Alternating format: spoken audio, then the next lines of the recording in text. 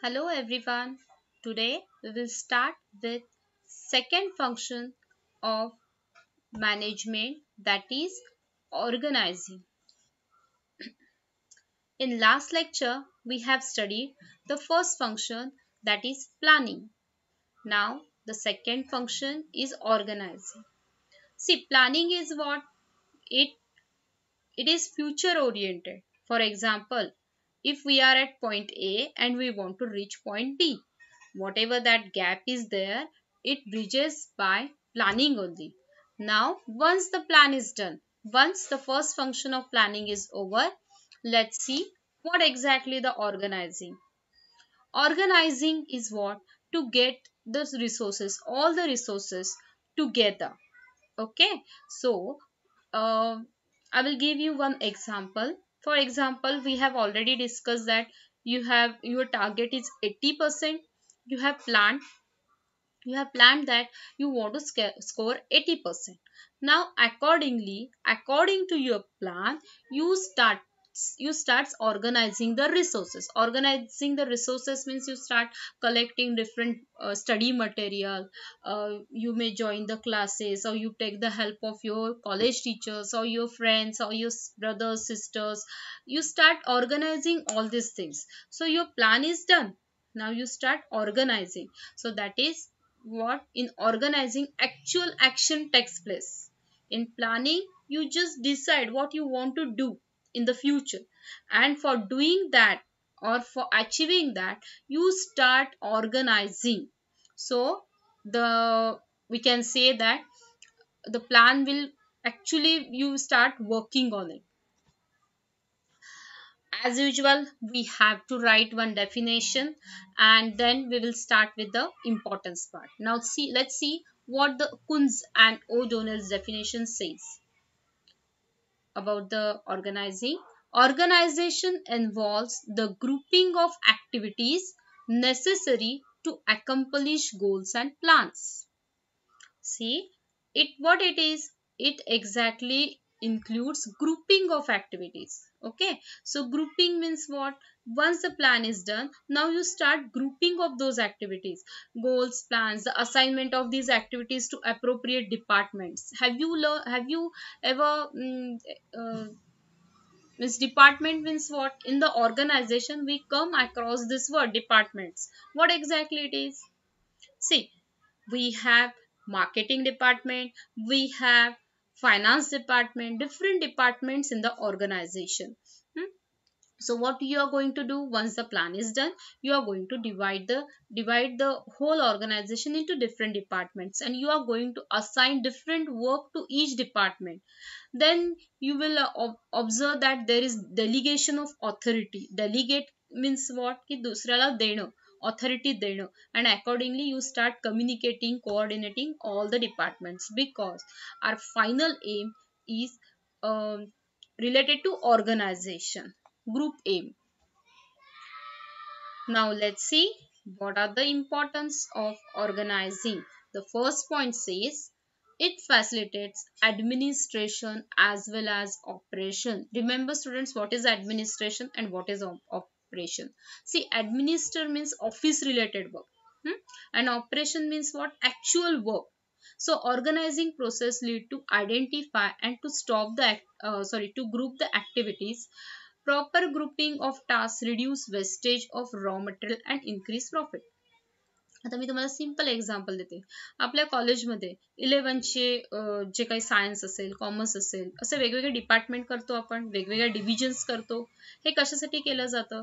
की असं एका 11, 12, FY सगळं एकाच वर्गात आहे? नाही. Why we do all these things? Because it helps us to reduce our unnecessary energy.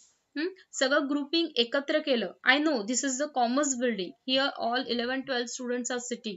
That will be easy for me to conduct the lecture. So proper grouping of tasks reduce wastage of raw material and increase profit. Suppose there is one finance department. under that accountant is working, chartered accountant is working, company secretary is working, all finance related people are together. So if you have any query of you, or if you want to report someone regarding it, it is better you can communicate with them every time. You don't need to travel and you don't need to go somewhere and to ask your doubt. So what they do in the organization, whatever the similar activities are there, they group it together. So facilitate means what? It helps to do office work easily.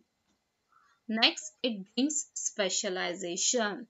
As in the first chapter, students, if you remember, we have seen under Henry Fayol's Wharton principle, we have seen the word, we have seen one principle, we have studied one principle, that is division of work. Do you remember that?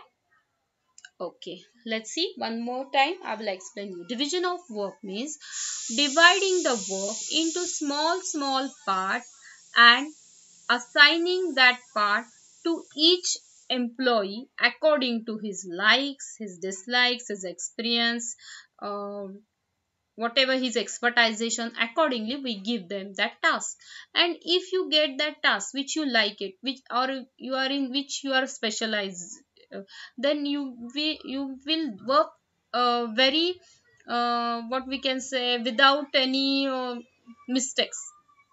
So division of work leads to specialization. For example, I am an economics teacher. I teach economics and OCM subjects. So if I get economics or OCM, I will teach easily. But if I get science subject, it's not my specialization. So it will be difficult for me to teach that subject in which I don't have any specialization. And even though if someone force me to teach science, I will be not able to what we can say, teach properly. Okay, so division of work leads to specialization, and this task is done where? In the organizing function. Next, it defines the job properly. See, planning has been done. Now we know, we have done the different departments, we have appointed the people, and we are going to tell them, communicate them. See, this is your task, you have to, this is the our planning, and you have to achieve that. So there will be less miscommunication. You will understand what exactly the management wants from you, what exactly you have to work. So it defines the job properly, and it places the right person at right job. Remember this thing, right man on right job means what? For example, you have done BCom and you came to my office, and I have given you the post of engineering related, computer engineering related one post is there in the organization. And I have placed you there, and one engineer came and I placed him in accounts department. Now tell me, is it possible for them to work nicely, to work, to use their capabilities, qualities, qualification for their job? No. See, the engineer person has different background, accountant has different background. So place them as per their qualification, skill and experience. So right man should be on right job. Next, clarifies authority and responsibility. Now you know authority and responsibility basic differences. Authority म्हणजे अधिकार आणि responsibility म्हणजे जबाबदारी. For example, I am leaving the class and I have given one student uh, to dictate the notes. So I have given him the authority. Huh? Now it is his responsibility to dictate the notes, to complete the notes, and afterwards he will be responsible for finishing that task. So remember, in every organization authority will be given, at the same time the person is responsible for that. For example, many times what happen in our house, we have, if you have if you are elder person, elder brother or sister, so many times what happens, your father mother, if they have some work, if they are going out, what they do, as a elder at home, they will give you some authority. म्हणजे कसं, घरातनं निघताना की घरात काय कोणाची काळजी घ्यायची, आजी आजोबा, छोटा तुमचा बहीण भाऊ कोण असेल त्याची, तर they will give you authority की बाबा in my absence you are going to see the house, you are going to take care of our house. आणि मग काय होतं, ऑथॉरिटी तुमच्या हातात आली, मग तुम्ही you start caring a lot की बाबा नाही आता माझ्या अंडर आहे, मग कुठे गॅस वगैरे बंद आहे की नाही, लाईट बंद आहे का नाही, सगळं व्यवस्थित आहे की नाही, कोणाला काय हवं आहे. हा, आणि जर तुमचे आई बाबा परत आले, तर तुम्ही सगळाच जर पसारा करून ठेवलाय, सगळं लाईट्स ऑन आहे, गॅस चालू आहे, सगळं रडतंय कोणतरी काय असं सगळं केलं असेल, तर then they will scold you because you are responsible, because authority has been given to you to take care of your house, and now you are responsible for the same. Okay, so in every organization this authority and responsibility, we have seen this principle in Henry Fayol's also. Their manager will be given authority. Why authority is given? Because once the authority is given, he will be able to take some decisions. If the subordinates are not doing work properly, then he can take the action. If authority is there, then only he will be able to take the action. And once the task is not able, he is not able to finish the task, complete the task from the subordinates, then he will be responsible. See, authority and responsibility both should be present there. So misuse of powers can be avoided and increase productivity. Delegating the authority to every manager, clarify, and they clarify the same thing. For example, in my college I have authority to take action against a misbehaving student. I can just take any action. Okay, the authority has been given to me, but I should know the limit also. It's not like I will declare the holiday or something because of my personal reason. I will say, don't come tomorrow. There is a holiday for the college. It should not be like that. There should be some, what we can say, limitations. See, clarifying the way he has to exercise those powers. It doesn't mean that powers has been given means you have to use in any way. Okay. And this principle is very helpful for the organization to carry out the work. Next is establishes coordination. Coordination means what? There should be proper communication, there should be proper understanding. It helps in establishing coordination among different departments. Remember students, we have made different departments, and there should be some coordination among all departments. It should not be like I am in the accounts department, I will work in the accounts department, I don't care about the marketing, or I don't care about the other department. It should not be like that. I will give you one example. Suppose the marketing person has somehow managed and brought one big order of customer to finish some 100 units, 10,000 units. He has promised, he has brought some order, big order to the organization, and he has communicated to production department. Now it's the responsibility of production department to carry out the work, to carry out that 1,000 to produce that 1,000 units. Remember, for producing he need raw material, he need different sources, resources. For that he has to communicate which department? Finance department for money. Okay, so in case it has been rejected by finance department, maybe any reason, lack of money or some lack of finance or any reason, then it is his responsibility to coordinate the same with the marketing department. Because later on he cannot say that no, the after 1 month if that person comes, marketing, okay, the order is it ready, now I have to fulfill my promise to the customer. At that time you cannot say that no, we have not done the order. So better there should be proper coordination in different department. If there is a proper coordination, the organization will work smoothly. Next, it helps for effective administration. Again, administration means office related work. It determines position, departments. We have already seen that in the organization, we are putting right person for the right job. We are giving whatever his duties, responsibilities, authority. We are clearing all these things, what exactly his role in the organization. So, effective administration you are doing. Effective administration म्हणजे काय, की तुम्ही बरोबर माणसाला त्या जागेवर ठेवताय, त्याची कामं व्यवस्थित डेलिगेट करताय, सगळं ऑथॉरिटी रिस्पॉन्सिबिलिटी ही कामं करताय.